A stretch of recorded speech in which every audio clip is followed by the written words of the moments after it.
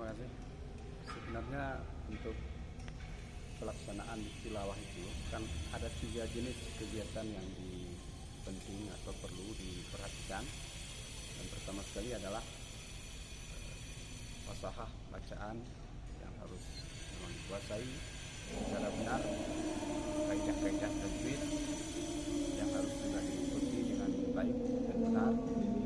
Dan yang tidak kalah pentingnya adalah bidang suara dan lagu, karena di suara juga sangat menentukan sekali adik-adik anak-anak kita yang tengah kemampuan suara harus diperhatikan baik-baik.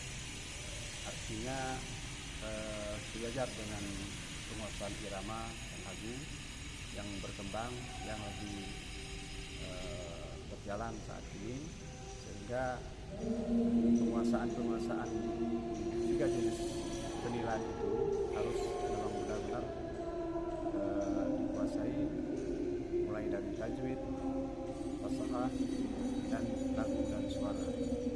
Karena ketiga jenis itu tidak boleh kita pisahkan, karena memang itulah salah satu kunci untuk keberhasilan di bidang tilawah. Di samping yang paling utama adalah kita harus selalu berkawan dengan Al-Quran.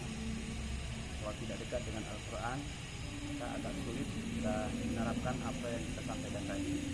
Selanjutnya kita harus selalu merajaah, selalu belajar dengan guru-guru, cari guru-guru yang bisa memberikan bimbingan kepada kita, sehingga nanti hasil bimbingan itu akan muncul di permukaan.